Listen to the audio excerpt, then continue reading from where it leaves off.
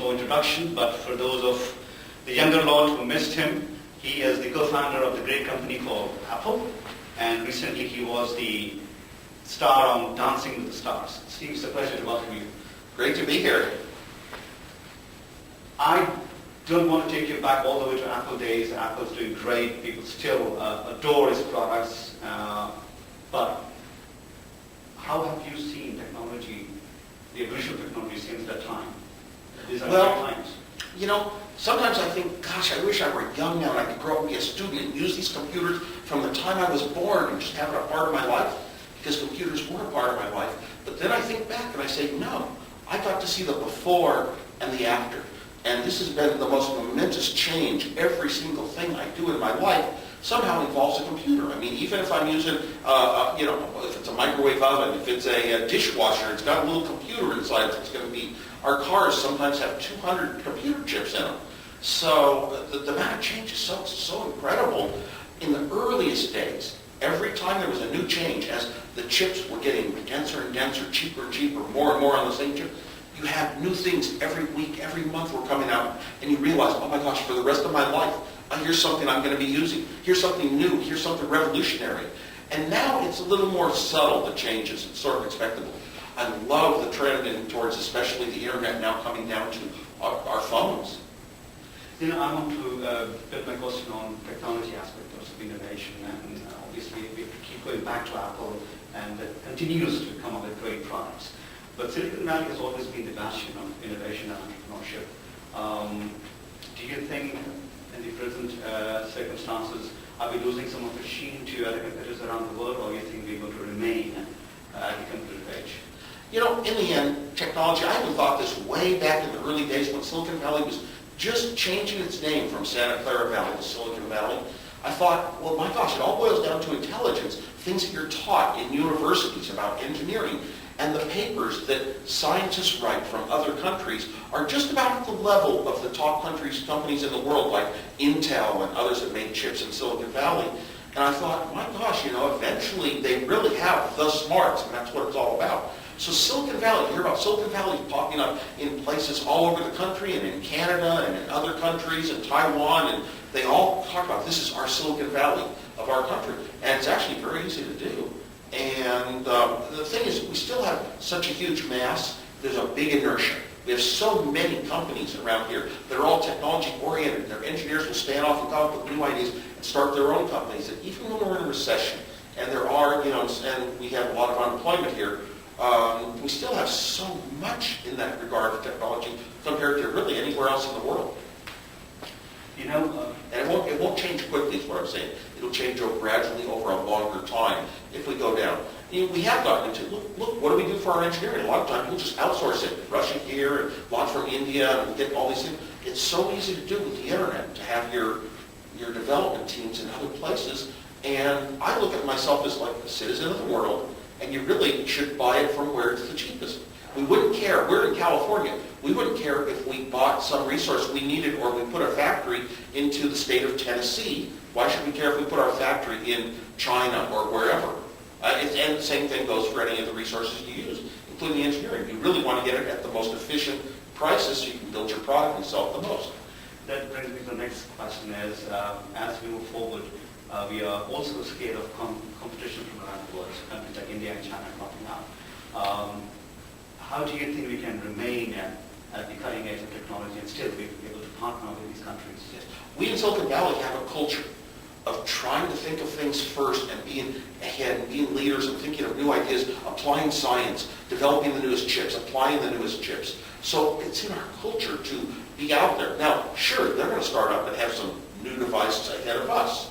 But a lot of times we're going to be just out there first in the world, building the markets, getting reputation, building brands, and also the thinking that has gone into our type of products for a long time. That sort of thinking doesn't necessarily carry over. I look at a lot of the tech products that came out of, especially the Far East, and a lot of times, lots of buttons, they do everything, but they don't feel good, they don't look comfortable. They don't seem to be based as an extension of my human body.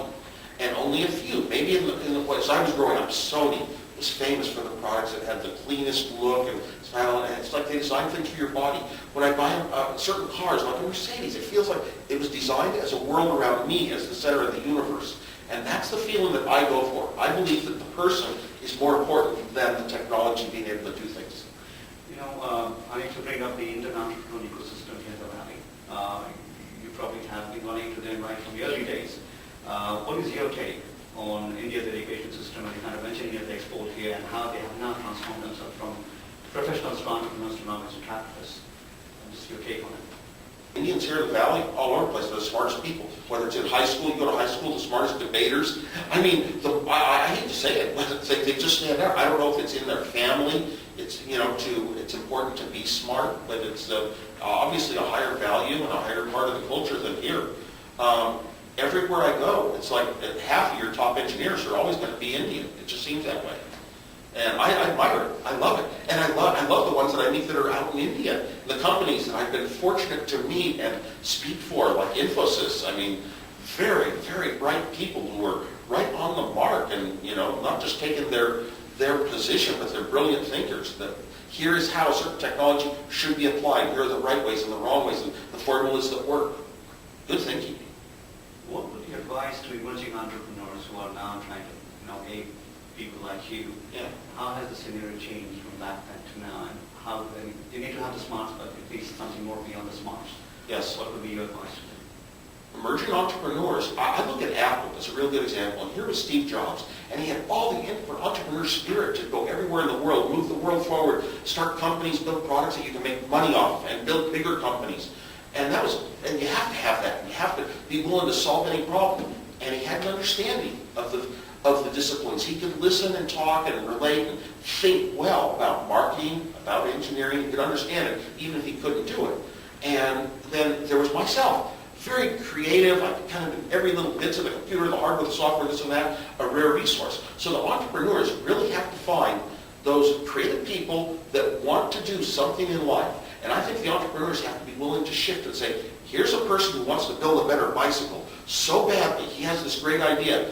That's the person that's going to work and do the incredible things you never expected. Also, don't expect to give your really bright creative engineers at the start, don't give them very much in the way of money and resources. Don't give them a blank check to everything in the world. Everything I did well in my own designs, my engineering, the things that I thought of doing were partly because I didn't have the money to just spend. I had to create it myself. But I wanted it. You have to want it. It's that internal inspiration and passion you have to spot in those the early creative engineering types. I'm so lucky because I've been able to do what I wanted to do and start companies my whole life. And for the first time since 1970, I recently got, unexpectedly, I expect people to ask me to be on their advisory boards, a company that I admired so much for their products, their technology, building things the way I would want to build them, and the people in the company that I admire for being so brilliant, being so fun to be with, invited me to join the company. First time I've had an offer to join a company in 34, almost 40 years, and I said yes. So I'm actually working for a company that makes the fastest storage devices in the world, Fusion.io. And we're changing the nature of computers and all the servers, the huge data centers of the world, they're all going to change so much in the next 10 years, and we're at the forefront. Sorry, this is the final question because I asked you at the beginning.